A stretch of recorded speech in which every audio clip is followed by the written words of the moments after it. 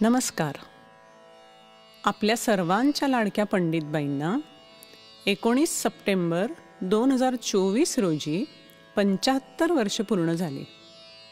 बाईंच्या आयुष्यातील हा महत्त्वाचा टप्पा आगळ्या वेगळ्या पद्धतीनं साजरा करावा ह्या त्यांच्या कुटुंबियांनी घेतलेल्या ध्यासातूनच आज आपल्याशी आभासी पद्धतीनं साधत असलेल्या ह्या संवादरूपी कार्यक्रमाची रूपरेषा तयार होत गेली. मी जरी आपल्याशी संवाद साधत असले तरी ह्या सर्व प्रवासात अनेक जणांचं योगदान आहे. प्रत्येकानंच पंडितबाईंबद्दल असलेल्या आदररूपी प्रेमानं ह्यात भाग घेतला आहे. पुढच्या साधारण तास ते 1.5 तासाच्या ह्या प्रवासात आपण पंडितबाईंच्या विविध गुणविशेषणांबद्दल तर बोलणारच आहोत, पण त्याचबरोबर बाईंच्या काही निवडक स्वरचित आणि संगीतबद्ध केलेल्या चीजा पण ऐकणार आहोत. विशेष म्हणजे ह्यातील काही चीजा किंवा ख्याल असे आहेत की त्यांना शब्दबद्ध बाईंनी केलंय, पण त्याला चाल लावली आहे त्यांच्या गुरूंनी. असं भाग्य विरळच नाही का? बाईंच्या सहवासात राहिलेल्या प्रत्येकाला जाणवतील असे बाईंचे काही गुणविशेष. लहानपणापासूनच बाई प्रचंड बुद्धिवान, खूप मेहनती आणि घेतलेल्या कोणत्याही कामाप्रती प्रामाणिक. आत्ता वेळ नाही, जमत नाही अशा सबबी त्या कधीच देत नाहीत. दिलेला शब्द कितीही कष्ट पडले तरी व्यवस्थित नियोजन करून कसोशीनं पाळण्याकडे त्यांचा कटाक्ष. कधी वेळेचा अपव्यय नाही. ठरल्या वेळी ठरलेली कामे झालीच पाहिजेत, अगदी त्यांच्या रोजच्या व्यायामासकट. हा नियम. प्रत्येक कामात कमालीचा नीटनेटकेपणा. आदर्श शिष्य कसा असावा तर बाईंसारखा. आपल्या गुरूंनी सांगितलेला रियाज किंवा एखादी गोष्ट बाईंकडून झाली नाही असं कधीच घडलं नाही. आधी केले मग सांगितले ह्या उक्तीप्रमाणे वर्तन. विचारांची सुस्पष्टता हा बाईंचा आणखीन एक गुण.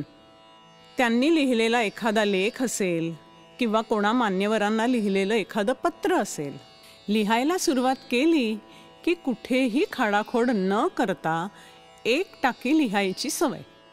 बाईंना त्यांचा सांगीतिक वारसा, संगीतातील उमज त्यांच्या आईवडिलांकडूनच मिळाली. तसंच गुरूंकडून शिक्षण घेताना आपलाही वेगळा विचार असावा असा दृष्टिकोनही मिळाला. ह्या संदर्भात एक छान माहिती आम्हाला बाईंकडूनच समजली.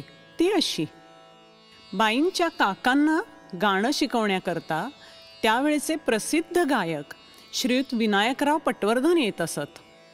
ते कसं गातात, संवादिनी कशी वाजवतात ते बघत बघतच बाईंचे वडील श्रीयुत सीताराम गुरुजी संवादिनी वाजवायला शिकले.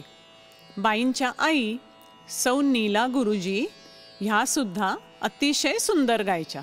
बाईंचे भाऊ, 2 मोठ्या बहिणी पण गायच्या. हे गायन संस्कारच बाईंच्या पुढील सांगीतिक वाटचालीसाठी अत्यंत मोलाचे ठरले. म्हणतात ना, बाळाचे पाय पाळण्यातच दिसतात. तसंच बाईंच्या आईवडिलांना आपल्या या कन्येत चांगलं ते नेमकं हेरण्याची दृष्टी आहे असं जाणवल्यामुळेच तर नाही ना त्यांनी बाळाचे नाव सुनेत्रा ठेवले असावे. आणि बाईंनी पण हे सर्वार्थाने सार्थ करून दाखवलं. आपल्या कोवळ्या वयात झालेल्या ह्या संस्कारांचे बाईंनी पुढे संवर्धन केले आणि तसेच चांगले संस्कार आपल्या प्रत्येक विद्यार्थ्यामध्ये रुजवण्याचे प्रयत्न कुठचाही भेदभाव न ठेवता कायमच केले आणि अजूनही करतच आहेत. मग तो विद्यार्थी महापालिकेच्या शाळेतील असो किंवा क्लासमधील. यथावकाश बाईंचे महाविद्यालयीन आणि त्याचबरोबर संगीत शिक्षण पुण्यात बरोबरीनंच सुरू झाले. संगीतातील बाईंचे प्रथम गुरु श्रीयुत दिवाण सर. सरांनीच बाईंची गायनातील प्रगती बघून त्यांना आपल्या क्लासमध्ये गाणं शिकवायला सांगितले. अशा रीतीनं बाईंचा विद्याग्रहण आणि विद्यादानाचा सुरू झालेला प्रवास अजूनही अव्याहत सुरूच आहे.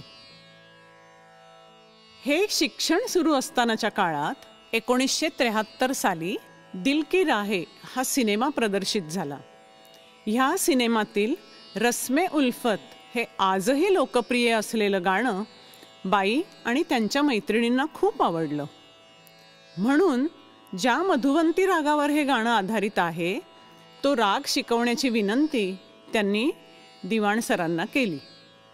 ह्या गाण्यातूनच आपल्या पहिल्या चिजेची निर्मिती होणार आहे हे बाईंना तरी कुठे माहिती होतं. त्याची थोडक्यात हकीकत अशी: जवळजवळ महिना झाला तरी मधुवंती राग शिकवायला सुरुवात झाली नाही, कारण ह्या रागाची बंदिश मिळत नव्हती. मग बाईंनी स्वतःच बडा ख्याल कासे कहू आणि त्याची जोडचीज नय न करे बात शब्दबद्ध करून सरांना दिली. सरांनी मग चाल लावून बाईंना त्या चिजा शिकवल्या. दिवाण सरांच्या क्लासमध्ये गाण्याचे छोटेखानी कार्यक्रम होत असत. अशाच एका कार्यक्रमात बाईंना मधुवंती रागातील उपरोल्लेखित बडा ख्याल आणि जोडचीज आलेल्या पाहुण्यांसमोर सादर करण्याची संधी मिळाली. ज्यावेळी उपस्थित मान्यवरांना हे समजलं की ह्या चिजा बाईंनी स्वतःच लिहिल्या आहेत, तेव्हा सर्वांनीच ह्या काव्याचं खूप कौतुक केलं आणि लिहित राहा असा सल्ला आणि प्रेमपूर्वक आशीर्वादही दिला. तेव्हापासून प्रसंगानुरूप चिजा लिहिण्याचा सुरू झालेला प्रवास आजही सुरूच आहे. चला तर आपण आता ऐकूया मधुवंती रागातील बडा ख्याल कासे कहू आणि त्याची जोडचीज नय न करे बात.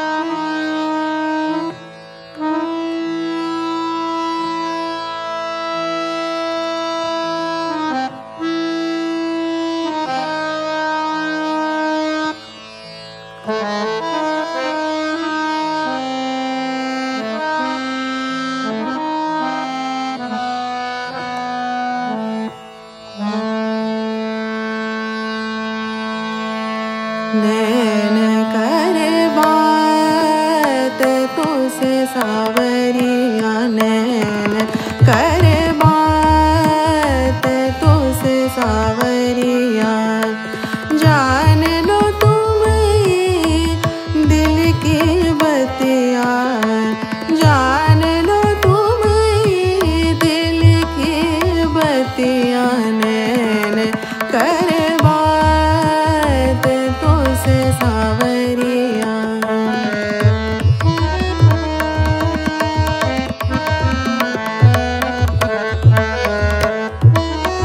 मिल गए तुम जो मुझको रसिया, मिल गए तुम जो मुझको रसिया, मिल गए तुम जो मुझको रसिया। ढल गई दुख की काली रतिया, कैसे छिपाऊं मन की खुशियाँ। नैन करे बात तो से सावरिया, नैन करे बात तो से सावरिया, नैन करे बात तो से सावरिया। जान लो तुम दिल की बतिया, जान लो तुम दिल की बतिया। नैन करे बात तो से सावरिया, नैन करे बात, नैन करे बात, नैन करे बात तो से सावरिया।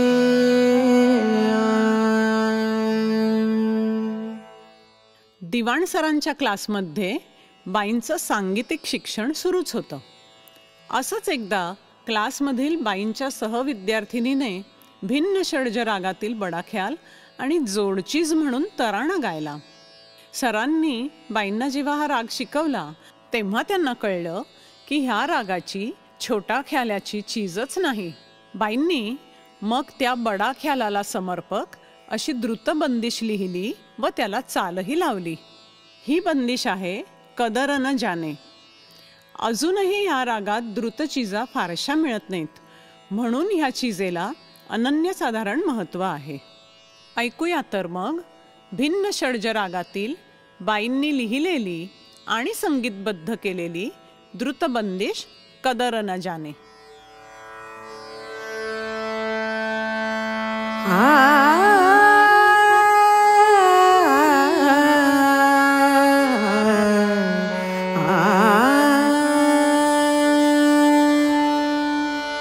कदर न जाने, कदर न जाने मोरी रसिया मन बसिया हर जाई। कदर न जाने मोरी, कदर न जाने।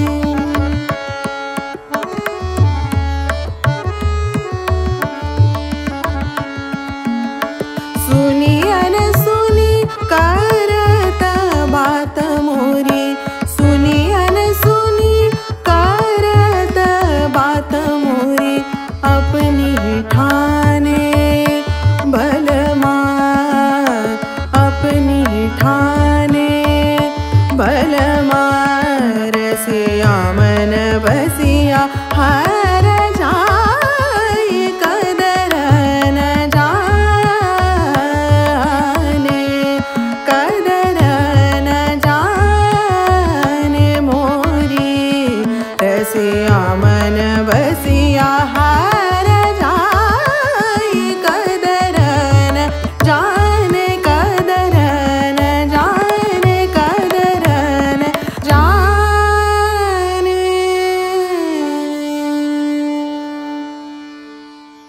पुढे लग्न झाल्यावर बाई मुंबईला गिरगावात राहायला आल्या. माहेरच्या गुरुजी आता पंडित झाल्या. मुंबईला आल्यावर सुद्धा गाणं शिकण्याची तळमळ काही शांत बसू देईना. त्या मग काही काळ पवईला श्रीयुत ठाकरे सरांकडे गाणं शिकत होत्या. नंतर दहिसरला आल्यानंतर बाईंचं शिक्षण श्रीयुत चंद्रकांत पारकर सरांकडे सुरू झालं. ते जवळजवळ 2 तपांपेक्षा जास्त काळ. दिवाण सरांकडे गाणं शिकत असतानाच खरं तर बाईंचं विशारद पूर्ण झालं होतं.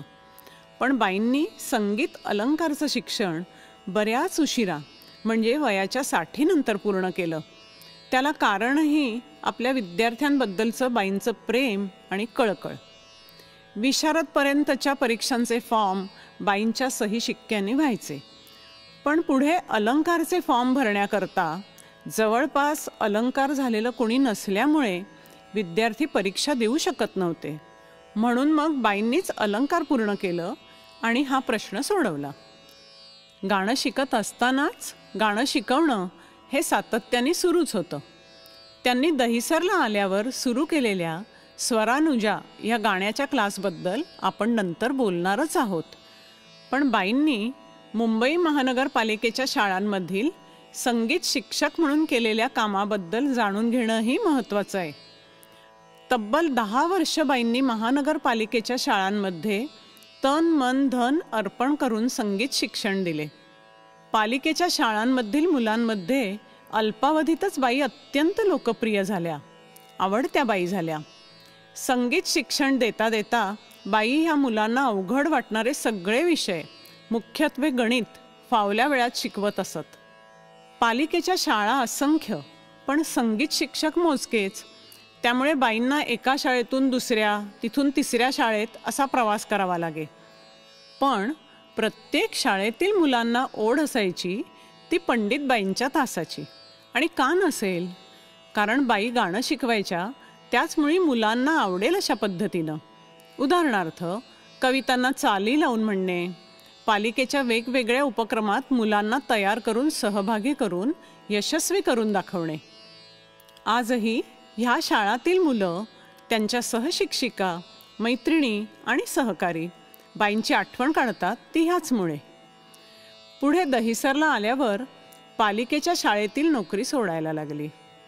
त्यामुळे पालिकेच्या शाळेतील मुलांचं नुकसान नक्कीच झालं. पण दहिसर बोरिवली भागातील अनेक होतकरू मुलांचं संगीत शिक्षण आणि त्यांच्या पालकांचं व कुटुंबातील इतर व्यक्तींचं संगीत पोषण सुरू झालं ते बाईंनी सुरू केलेल्या स्वरानुजामुळे आणि स्वरानुजातर्फे सुरू केलेल्या असंख्य उपक्रमांमुळे. स्वरानुजाबद्दल सविस्तर बोलण्याआधी आपल्या क्लासमधील मुलांसाठी बाईंनी केलेली दरबारी कानडा रागातील एक धमार तालातील रचना आणि नंतर त्याच रागातील एक तालातील तराणा ऐकूया.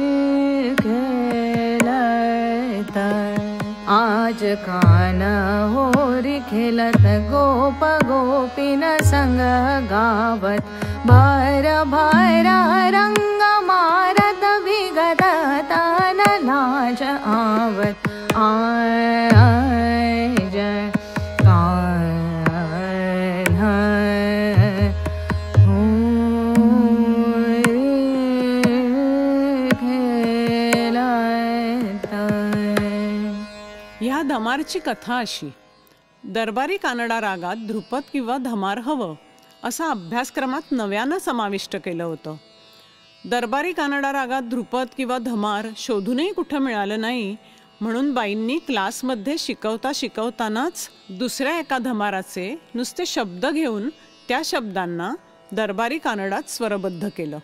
ह्या रचना ऐकत असताना जाणकारांच्या लक्षात एक गोष्ट नक्कीच येईल, ती म्हणजे बाईंचं भाषेवरील प्रभुत्व आणि आपल्या विद्यार्थ्यांना समजून गाता येतील असे सोपे अर्थवाही शब्द, ज्याचा उगम त्यांच्या एम.ए. विथ हिंदी आणि अफाट चौफेर वाचनामध्ये असावा. परत ह्या चिजा माझ्या आहेत हा अभिनिवेश कुठेही नाही. बाईंची आणखीन एक खासियत म्हणजे एखाद दुसऱ्या वेळेला गाणं ऐकून बारीक जागांसकट ते सहज लीलया बसवणं. बाई कालांतराने दहिसरला आल्या, पालिकेतली नोकरी सोडली आणि स्वरानुजाची स्थापना झाली. संगीतप्रेमी दहिसरकरांसाठी तो भाग्याचाच दिवस, कारण बाईंसाठी स्वरानुजा म्हणजे फक्त गाणं शिकवणं असणार नव्हतं. स्वरानुजा म्हणजे सर्वांगीण विकास, विद्यार्थी आणि पालकांचा सुद्धा. म्हणूनच क्लासच्या अनेक उपक्रमात पालकांचा सहर्ष सहभाग नेहमीच असायचा. स्व म्हणजे स्वराध्यास, रा म्हणजे राष्ट्रीयता, नू म्हणजे नूतन विचार आणि जा म्हणजे जागरूकता. हे स्वरानुजाचे 4 स्तंभ. क्लासमध्ये स्वरांना म्हणजे स्वराभ्यासाला तर साहजिकच महत्त्व होतं, पण त्याबरोबर इतर 3 पैलूंवर पण विद्यार्थ्यांवर जाणीवपूर्वक मेहनत घेतली जायची. बाई शिक्षक तर होत्याच, पण त्याहीपेक्षा त्या प्रत्येकासाठी गुरु जास्त होत्या. इथे गुरु म्हणजे विद्यार्थ्याची बुद्धी जागरूक करणारा, त्यांना स्वतःचा विचार करायला लावणारा आणि ज्ञानाच्या गाभाऱ्यात घेऊन जाणारा असा अर्थ अभिप्रेत आहे. अडीअडचणीला जरी बाई बरोबर असल्या तरी प्रत्येकानं आपला मार्ग आपणच शोधायला हवा ह्या बाबतीत बाई खूप आग्रही असतात. हल्लीच्या भाषेत बोलायचं झालं तर स्पून फिडिंग त्यांना कधीही आवडलं नाही. बाईंचा आणखीन एक स्वभाव विशेष म्हणजे त्यांच्या विद्यार्थ्यांवर असलेला प्रचंड विश्वास. त्यांच्याच शब्दात सांगायचं म्हणजे, नाही का म्हणताय, करून तर बघा, करायला लागल्यावर नक्की येणार, आणि अहो खरोखरच यायचं सुद्धा. त्यामधूनच बाई सहज आपल्याशी ओळख करून द्यायच्या.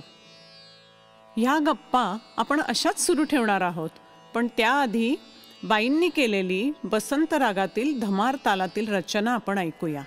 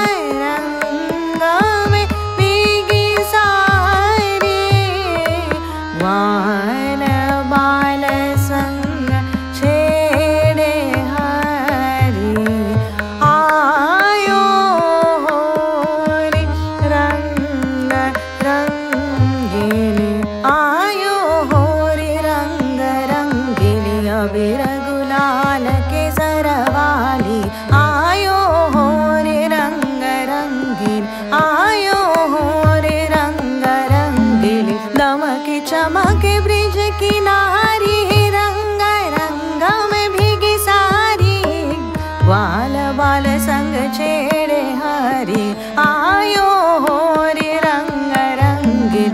दमके चमके ब्रिज किनारी, रंग रंग में भीगी सारी, ग्वाल बाल संग छेड़े हरी, आयो हो रे रंग रंगीन। आयो हो रे रंग रंगीन।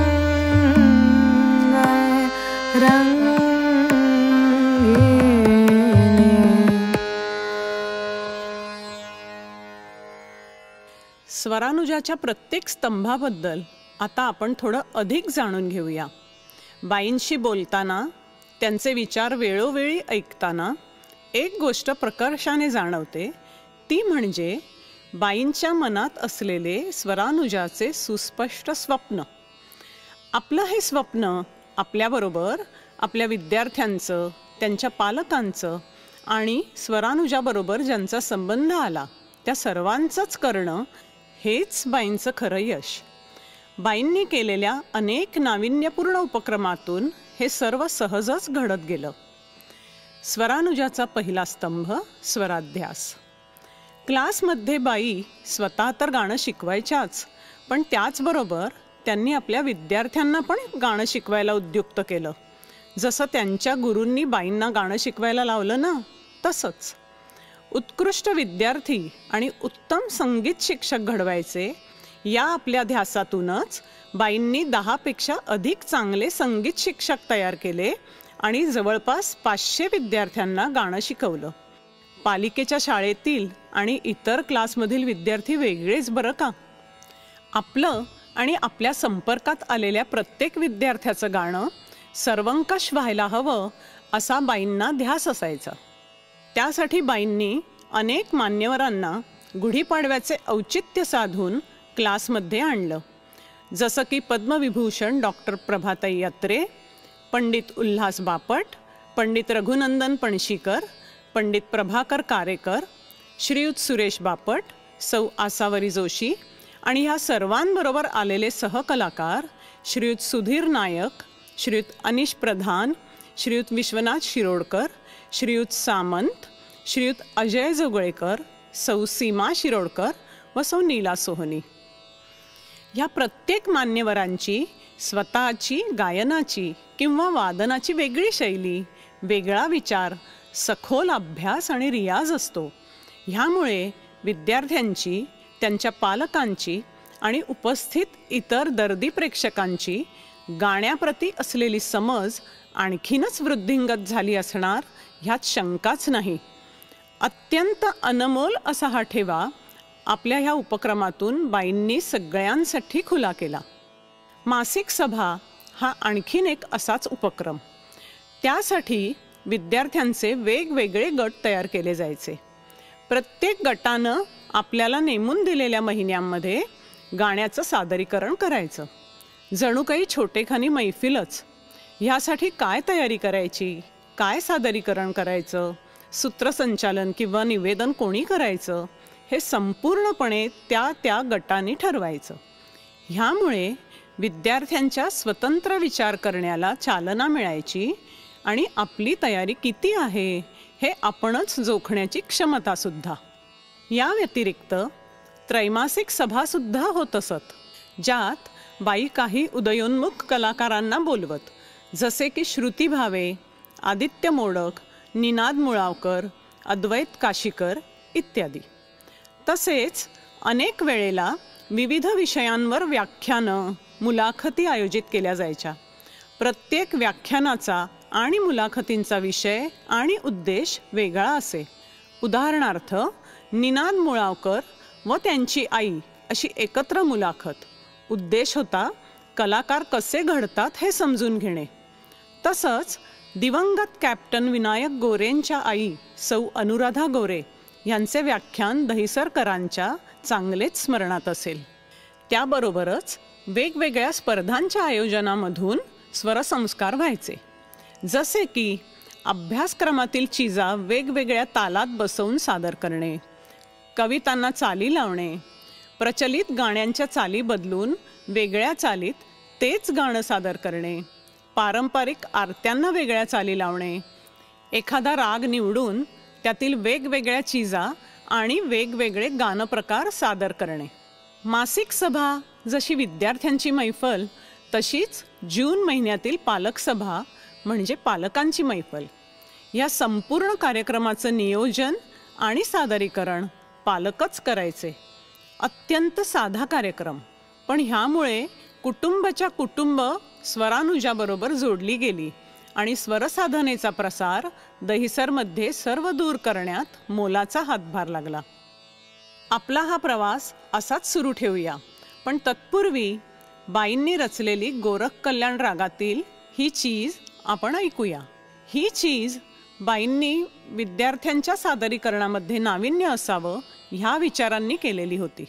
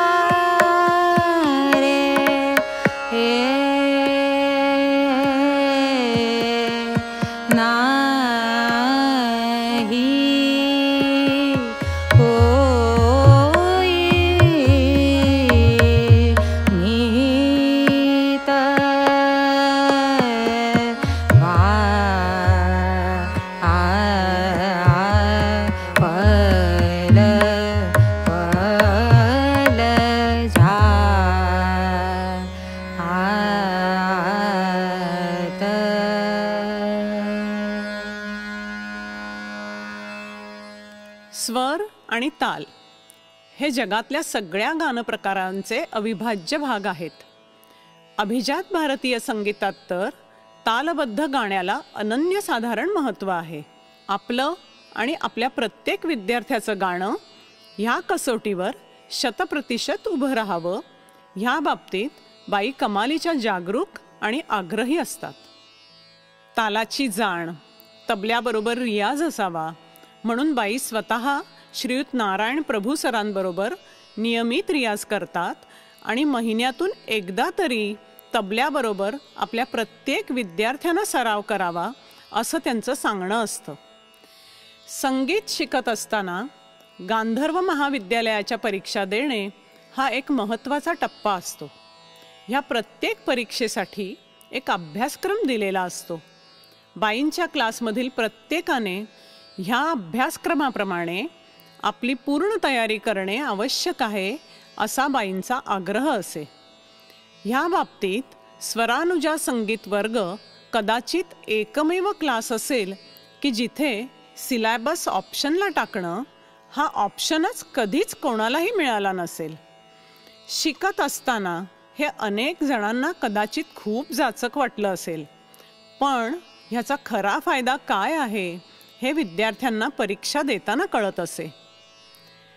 आपण हाती घेतलेला प्रत्येक उपक्रम अत्यंत काटेकोर, सुनियोजित, देखणा आणि उत्कृष्ट व्हायलाच हवा ह्याकडे बाईंचे विशेष लक्ष असे. पंडित बाईंना बेशिस्त वागणं अजिबात खपत नाही. त्या स्वतः वेळेबाबत अतिशय वक्तशीर. विद्यार्थ्यांनी क्लासला वेळेतच म्हणजे 5 मिनिटं आधीच यायला हवं. आधीच शिकवलेलं नीट अभ्यासून आलं पाहिजे ही त्यांची अपेक्षा असे. टापटीप आणि नेटनेटकेपणा तर इतका की कपाटात कोणतं पुस्तक कुठे ठेवलं आहे हे बसल्या जागेवरून न बघता सुद्धा त्या नेमकेपणाने सांगतात. ह्यामुळेच कदाचित चांगली ओळख होईपर्यंत नवीन व्यक्तीला बाई अत्यंत कठोर आहेत असं वाटणं साहजिकच आहे. पण जशी ओळख वाढत जाते तसं फणसा अंगी काटे आत अमृताचे साठे, नारळ वरीचा कठीण परी अंतरी जीवन ह्या उक्तीला अनुसरून असलेलं बाईंचं वागणं समोरच्याच्या लक्षात येत जातं. बाईंच्या मनामधील विद्यार्थ्यांबद्दलचे प्रेम, जिव्हाळा, काळजी किती मनापासून आहे हे समजतं. उगाच नाही, आपण किंवा आपल्या पाल्यांनी गाण्याचं शिक्षण घ्यायचं असेल तर ते पंडित बाईंकडेच असा प्रत्येकाचा आग्रह असतो. बाईंचं गाण्यातील घराणं किराणा. सर्वसाधारणपणे आपण बघतो किंवा ऐकतो की आपल्या शिष्यानी आपल्याच घराण्याचं गाणं गावं, पुढे न्यावं हा विचार असतो. नाही, आग्रहच असतो. पण बाई ह्या बाबतीत कालातीत आहेत. खूपच मोकळ्या विचारांच्या आहेत हे पदोपदी जाणवतं. आपल्या प्रत्येक शिष्याची नैसर्गिक ओढ कुठे आहे, कुठल्या प्रकारच्या गायकीसाठी योग्य आहे, त्यांच्या गाण्याचा स्वभाव काय आहे, आवाजाचा पोत काय आहे हे लक्षात घेऊन त्या शिष्याने पुढचे गाण्याचे शिक्षण कोणाकडे घ्यावं असा सल्ला बाई मोकळ्या आणि तितक्याच मोठ्या मनाने देताना दिसतात. आधी म्हटल्याप्रमाणे नवनिर्मिती हा बाईंच्या गानप्रवासातील एक महत्त्वाचा भाग आहे. ही कधी उत्स्फूर्त तर कधी जाणीवपूर्वक केलेली असे. अशीच एक यमन रागातील त्रितालातील चीज आपण आता ऐकूया.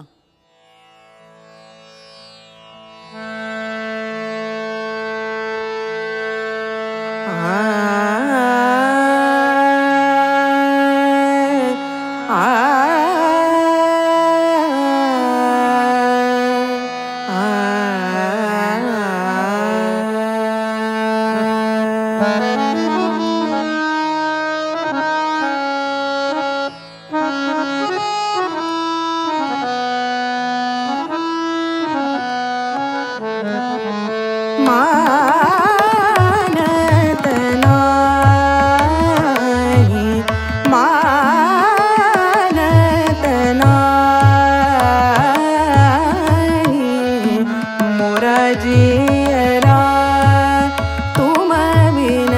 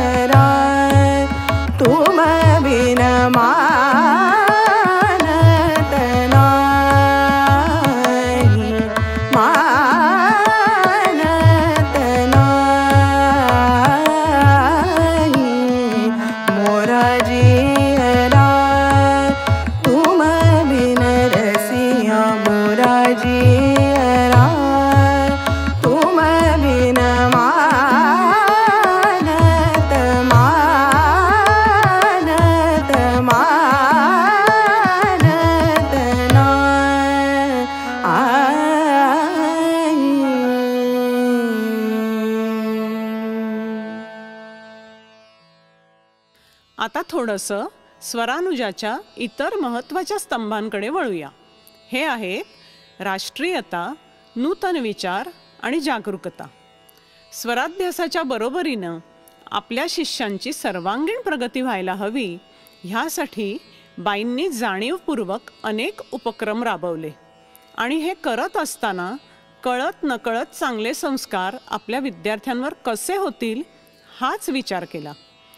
त्यासाठी त्या स्वतः वेळोवेळी अनेक मान्यवरांना पत्र लिहित व विद्यार्थ्यांना विविध विषयांवर मार्गदर्शन करण्याकरता त्यांना येण्याची विनंती करीत. अशा मान्यवरांच्या यादीतील काही दिग्गज नावे म्हणजे भारतरत्न लता मंगेशकर, पंडित झाकीर हुसेन, गायक संगीतकार सुधीर फडके, ज्येष्ठ गायिका मालिनीताई राजूरकर, कवी वसंत बापट, प्रसिद्ध कथाकथनकार आणि लेखक व.पु. काळे, पद्मविभूषण डॉक्टर प्रभाताई अत्रे, पंडित उल्हास बापट, पंडित रघुनंदन पणशीकर, पंडित प्रभाकर कारेकर आणि इतर अनेक. ह्या ध्यासातूनच मग 26 जानेवारी व 15 ऑगस्ट ह्या राष्ट्रीय सणांच्या दिवशी क्लासमध्ये सकाळी 7 वाजता झेंडावंदन आणि राष्ट्रगीताचं गायन व्हायचं. त्यानंतर एखादा सामाजिक विषय बाई देत व त्यावर प्रत्येक विद्यार्थ्यानं 1 ते 2 मिनिटं आपले विचार मांडायचे आणि सर्वांचे विचार प्रकट करून झाले की शेवटी बाई त्या विषयावर बोलत असत. यामुळे राष्ट्रप्रेम वृद्धिंगत होऊन उत्तम नागरिक कसे घडतील हे संस्कार आपोआपच सगळ्यांवर होत असत. नोव्हेंबर महिन्यामध्ये बालदिन आणि मार्च महिन्यामध्ये महिला दिन साजरा केला जायचा. ज्या बालकांना आणि महिलांना गुरुपौर्णिमेच्या दिवशी एकल गायन करायला मिळालं नसेल त्यांचे गाणे त्या कार्यक्रमात असायचे. महत्त्वाचं म्हणजे त्या दिवशी जवळपासच्या परिसरातील घरातून उद्योग सांभाळणाऱ्या म्हणजे घरातून केटरिंगचं काम करून देणे, पाळणाघर चालवणे इत्यादी अशा एखाद्या महिलेचा त्या दरवर्षी महिला दिनाच्या कार्यक्रमात सत्कार करत. अनंत चतुर्दशीला अलोट गर्दीचं नियंत्रण करण्यासाठी आपले पोलीस मित्र अहोरात्र झटत असतात हे आपण सर्वजण बघत आलो आहोत. पोलिसांप्रती आपली कृतज्ञता व्यक्त करावी ह्या हेतूने बाईंनी एक वेगळाच उपक्रम सुरू केला, ज्याची तयारी मुलांकडून उत्साहाने अनंत चतुर्दशीच्या 1 महिना आधीच सुरू झालेली असायची. क्लासमधील प्रत्येक शिष्य पोलिसांसाठी म्हणून खास भेटकार्ड तयार करायचे. अनंत चतुर्दशीला बाई स्वतः, सगळे शिष्य आणि बरेचसे पालक ग्रुप करून विद्यार्थ्यांनी बनवलेली भेटकार्ड, घरी बनवलेला चहा आणि बिस्किटं घेऊन पोलिसांना वाटायला निघायचे. मार्ग ठरलेले असायचे, सगळं एकदम शिस्तबद्ध पद्धतीने, कुठेही गोंधळ नाही. या उपक्रमाची नंतर उपस्थित पोलिसांनाही इतकी सवय झाली की ते पण स्वरानुजाच्या टीमची वाट बघायला लागले होते. एक वेगळाच आपुलकीचा बंध पोलीस आणि स्वरानुजाच्या टीममध्ये निर्माण झाला होता. नवरात्रातील भोंडला, दिवाळीत आकाशकंदील बनवण्याची स्पर्धा ज्यामध्ये बाई स्वतःसुद्धा सामील झालेल्या असायच्या, दिवाळी फराळ घेऊन आदिवासी पाड्यांवर जाणे असे अनेक उपक्रम बाईंनी मुलांसाठी सुरू केले. ह्यातील 2 उपक्रमांबद्दल थोडं सविस्तर बोलते. एक म्हणजे डिसेंबर महिन्यातील पुस्तक वाचन स्पर्धा. बाईंचं स्वतःचं वाचन अफाट आणि विविध विषयांवरचं. अशीच वाचनाची आवड आपल्या शिष्यांमध्ये जोपासावी ह्या हेतूनं सुरू केलेली ही स्पर्धा.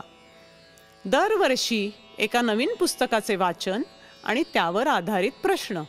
ह्या स्पर्धेसाठी परीक्षक म्हणून एखाद्या मान्यवर व्यक्तीला बोलवलं जायचं.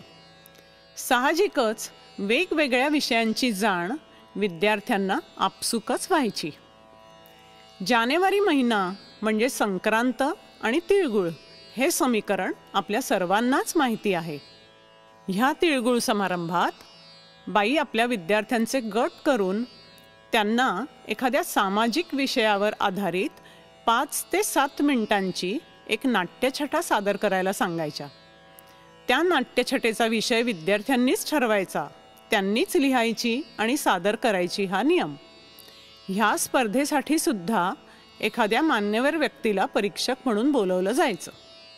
ह्या सर्वातून सहशिक्षण म्हणजे कलेक्टिव्ह लर्निंग, एकमेकांना सांभाळून घेणे, समोरच्याचे ऐकणे, निर्णय शक्ती, आपले विचार प्रभावीपणे मांडणे ह्या गुणांची जोपासना सहजच होत असे. पुढे जाण्याआधी प्रथम ललत रागातील ध्रुपद.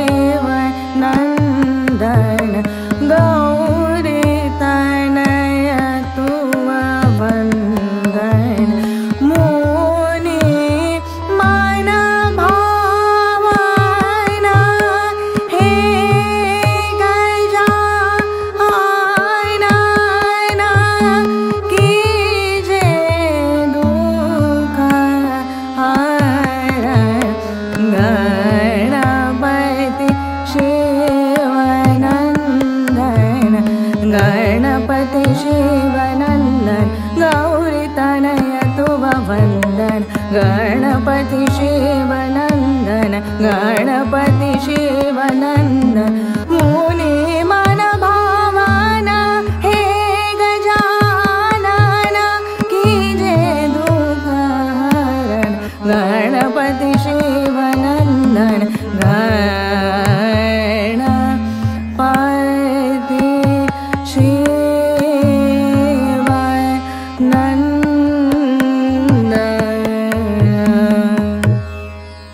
काही काळासाठी काहीतरी कारणाने बाईंचं गाण्याचं शिक्षण थांबलं होतं.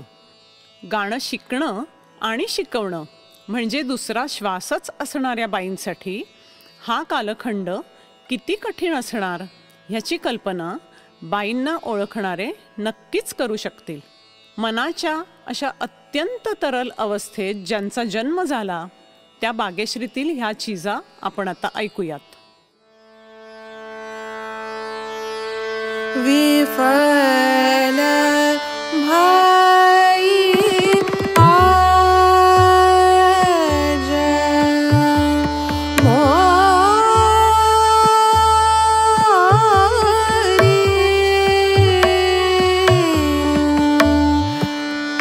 साधना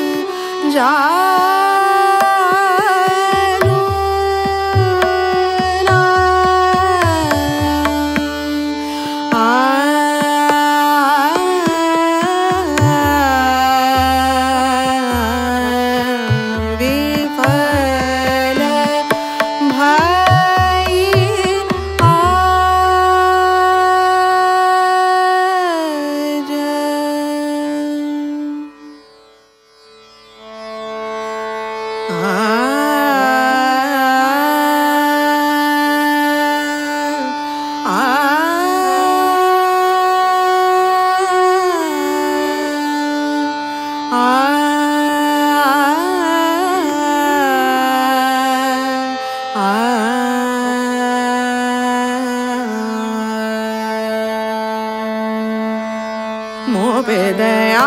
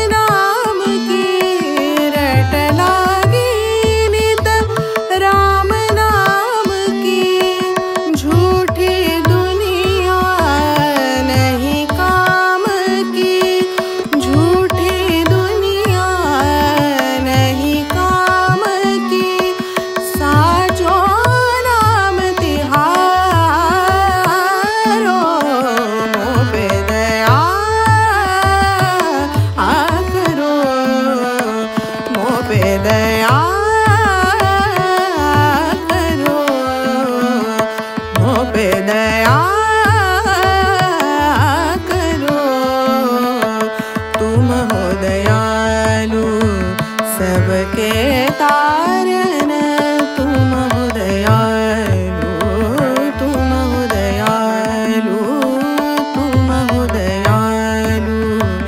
सबके तारन अब तो मोहे उधारो, मोह पे दया करो, मोह पे दया करो, मोह पे दया करो।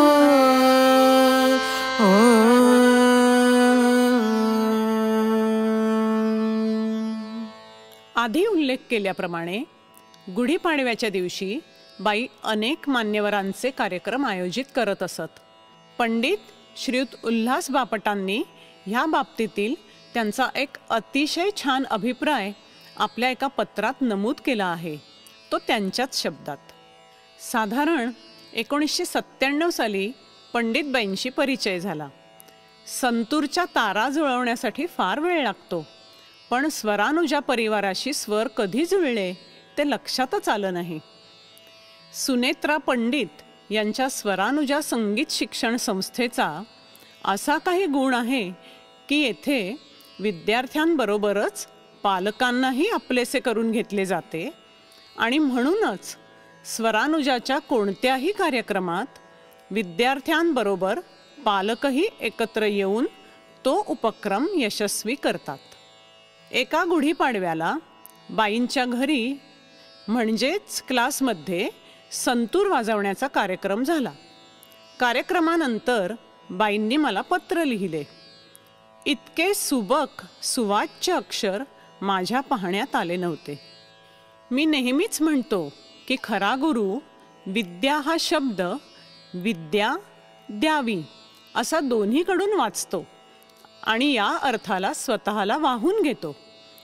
त्यात अर्थार्जनाचा भाग कमी व विद्यादानाचा भाग जास्त असतो. संगीत कलेला वाहून घेऊन विद्यादानाचे प्रामाणिकपणे कार्य करणारे व त्या ध्येयासाठी स्वतःला झोकून देणारे गुरु विरळच. सौ सुनेत्रा पंडितबाई हे त्याचे एक उत्तम उदाहरण. बाईंचे अगदी समर्पक वर्णन या पत्रातून पंडित उल्हास बापटांनी केले आहे. हे वर्णन किती योग्य आहे ह्याचा दाखला म्हणजे बाईंनी एका खास कारणासाठी रचलेली पुढील चीज.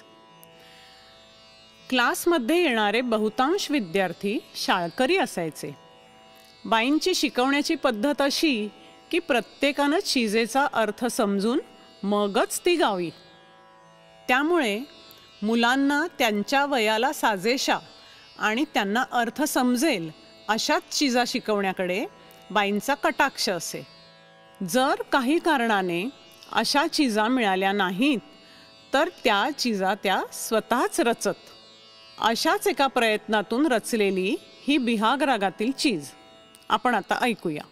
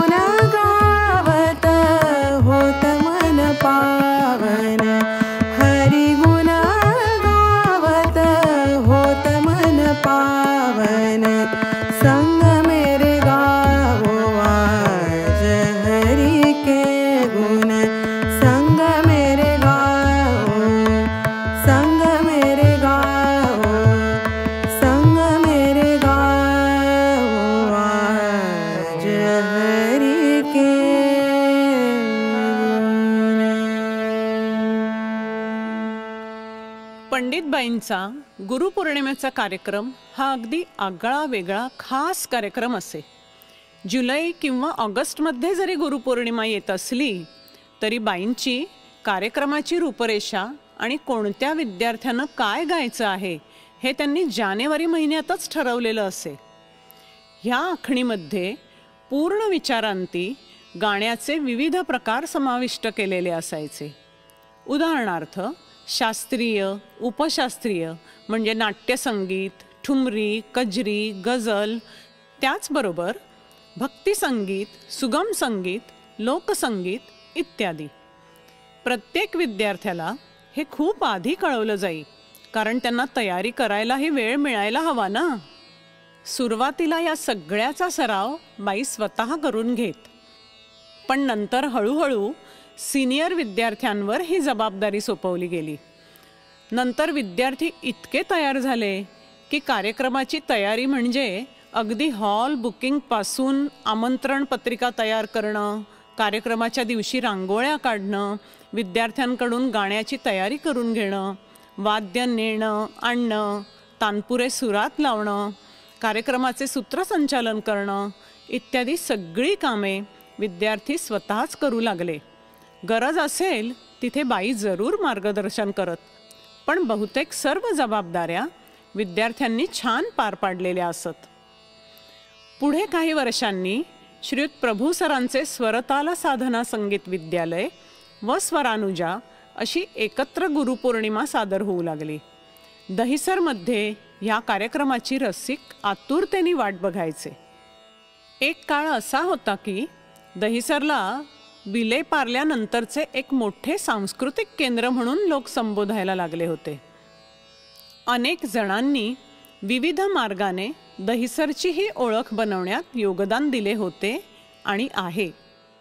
पंडितबाईंचाही ह्यात वाटा होता असं म्हटलं तर ते वावगं ठरणार नाही.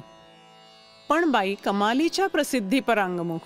त्या नेहमी असं म्हणतात की स्वरानुजाचे जे काही कार्यक्रम झाले त्याचे श्रेय मला अजिबात देऊ नका, कारण त्यामध्ये माझे कुटुंबीय, विद्यार्थी आणि पालक यांचे संपूर्ण सहकार्य असल्यामुळे हे सगळे उत्कृष्टरित्या पार पडले. बाईंच्या या संपूर्ण गानप्रवासात त्यांच्या कुटुंबियांचं सहकार्य आणि सहभाग अत्यंत महत्त्वाचा. त्याबद्दल बाईंच्या कुटुंबियांना मनःपूर्वक धन्यवाद आणि आभार. अशा आपल्या सर्वांच्याच लाडक्या पंडितबाईंना त्यांच्या 75 नंतरच्या पुढील प्रवासासाठी खूप साऱ्या शुभेच्छा.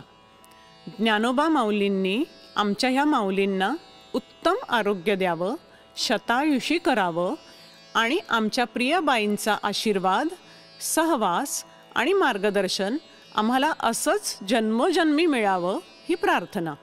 ह्या संपूर्ण प्रवासात माझ्या काही चुका झाल्या असतील तर क्षमस्व, आणि जे चांगलं वाटलं असेल त्याचे सारे श्रेय माझ्या गुरुमाऊली पंडितबाईंना. कार्यक्रमाची सांगता आपण कविवर्य कुसुमाग्रजांनी रचलेल्या कवितेतील काही कडव्यांनी करणार आहोत.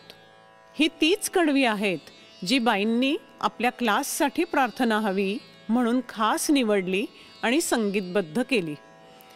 तर ऐकूया समूह गायनातून सर्वात्मका शिवसुंदरा.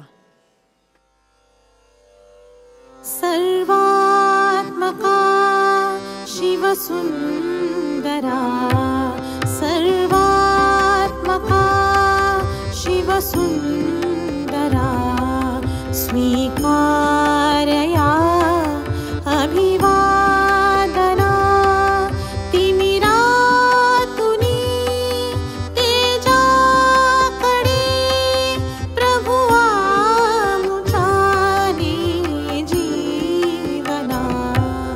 सर्वात्मका शिवसुंदरा.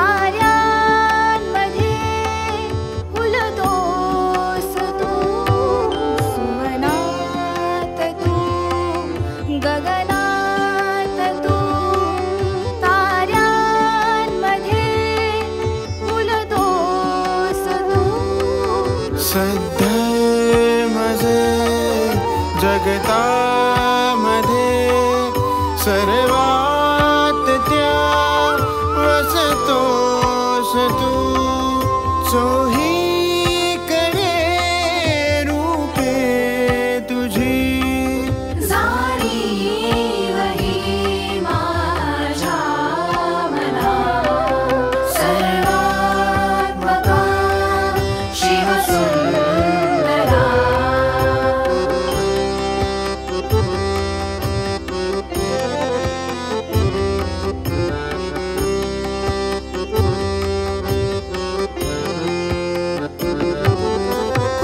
करुणाकरा करुणा तुझी असता मला भय कोठले करुणा करा करुणा तुझी असता मला भय कोठले मागावरी पुढती सदा पाहीन मी तव पाऊले सृजनात्वया हृदयामध्ये नितवागली भीती विना सर्वात्मका शिवसुंदरा स्वीकारया अभिवादना तिमिरातुनी तेजाकडे प्रभु आमुच्याने जीवना सर्वात्मका शिवसुंदरा